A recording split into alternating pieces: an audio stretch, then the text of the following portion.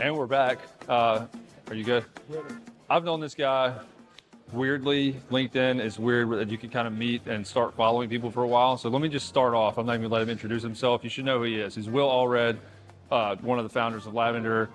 Today he's all green though, because he's with RP at Southbound. I want to tell you this. I learned how to do some of the influencer and content stuff from the Lavender engine. Legitimately. That's cool. I appreciate that. Part of why I'm here and doing this is from all you guys. Well, So as other Will, it was a thing they did where everybody in the company was named Will for like a week. Used the hell out of everybody, but it was awesome. I think you guys had Jen, Todd, just like a all-star cast. So before I even start talking, I just want to thank you. Like you showed that kind of stuff in B2B could be done. Yeah. And some of the crazy ideas, like Pardon the Interruption, some of the content series you guys came out with, thank you. Well, as much as I'd love to take credit, those are some brilliant people who came up with that. All but Todd. He's the worst marketer in the world. Todd, terrible, but terrible. Terribly good ideas. Yeah, terribly good ideas. He just came out with something recently that was pretty good. But saying that, one of the reasons we're talking, you do a lot of these events. I'm pretty sure this is where you got started, right? Lavender? Yeah. I met my co-founder in this building in 2018. We met playing rock, paper, scissors as an icebreaker during a hackathon over a weekend. Actually, this time, I'm just having the realization that it's now 2018. 7 years. 7 years? It's crazy. Like this month. Since I met him. So, well, this is a good time to talk about this because you were, I guess, born here or built here, started here. I know you do a lot of B2B events, and you had a comment earlier about Southbound. It's our second year. Do you mind sharing that? Yeah, well, from our event strategy, from things that we sponsor, I go to a lot of events. I spend a lot of time, different cities, different conferences, and as a byproduct, I see a lot of speaker lists, different crews that come through in and out. And this has been refreshing, to say the least, to see, the CEO of Chick-fil-A and Ritz-Carlton doing a panel together. Two guys who, I now know, have known each other for decades and mentored one another, and seeing them interact. It's just really refreshing, interesting content.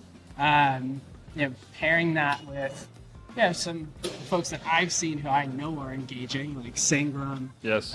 Really good, just set of content to go check out, experience. It almost feels exclusive, kind of in a weird way. It's local. It's obviously easily accessible, but you said it's not people you normally hear from. Yeah. It's kind of like a fresh perspective on some of the tech and B2B challenges we face from people whose industries they'd have. You know what I mean? That's kind of the vibe to me. Yeah, I was gonna make a sassy comment of it feels exclusive.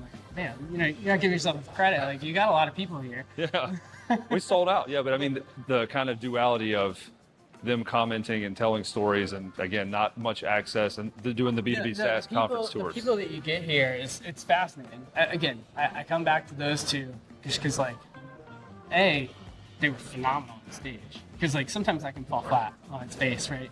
You know things to be good because these people have done other shows and you've seen them. And that's comforting. Yeah. To see, taking a chance. You're not really taking a chance when you're the CEO of Chick-fil-A. No. But at the same time, there's perceived, that's who you get to come speak at your event versus who could we get to speak at your event? Can I get the CEO of a crazy company to come talk about customer service and what it means to them on a personal level? Where you're talking about the two people that everybody talk about when it comes to Don Miller talking about owning a problem. Yes. Yeah, talking about owning a phrase. Ritz-Carlton is customer success, and it's this people know it to be high quality service. Or Chick-fil-A. My pleasure. Right? Yeah, we finish each other's sandwiches, right, from Frozen. The last thing I want to ask other people this, but I'll start with you. That was a good one. Something that you heard today that is immediately a nugget or immediately something actionable from one of the speakers thus far, because we've had, to your point, Horst Schulze, Dan Cathy, Tim Elmore, Don Miller. You can give me one or two. I know it's hard to narrow down. Well, I think there's this interesting evolving thread that I'm writing notes down, which is rare. I don't usually write notes. I'm usually just on my phone in the back of the conference. So that's new.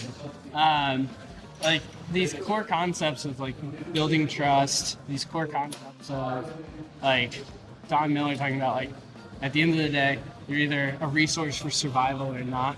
But even more simply, like, hey, do you have little snippets, taglines, catchphrases that people immediately can think of and run with?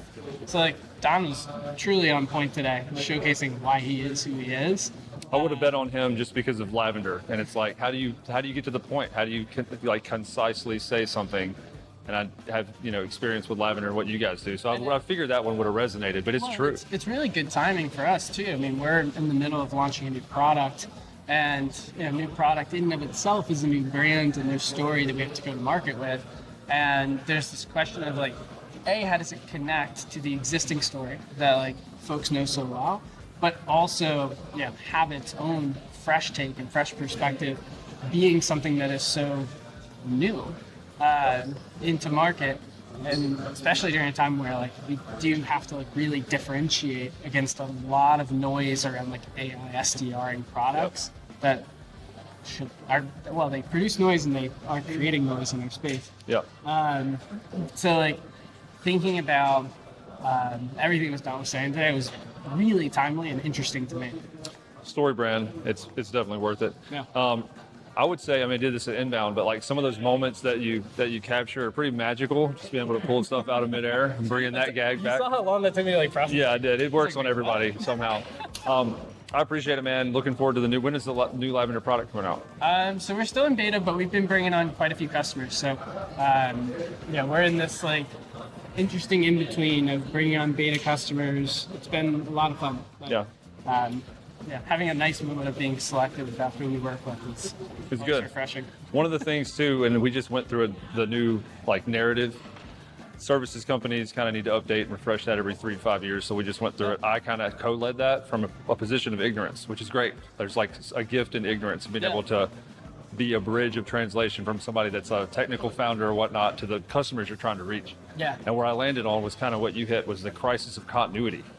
Not everything can be new, right? And if it is, maybe it's better, maybe it's not, but it's not familiar and there's no trust. Wow. And so you think about like recurring value. The customer to me owns revenue. A CRO or revenue leader's job is owning the recurring portion. How do you continue delivering upon that? Yeah, well, and it's kind of interesting. Sometimes you over-engineer that story because you're so close to providing the solution for the customer. The curse of knowledge.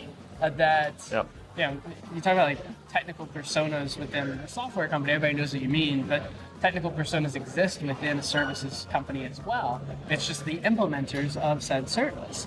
And so they're really close to the work, and they struggle to tell that story in a way that's like, at the end of the day, it's really cool that you have this like amazing plunger, but I need a plumber. Like, can you fix this problem? This guy, man, he's really good. Well, appreciate it. Yeah, man. No more golf balls pulled out of midair. I just had the one. Thank you.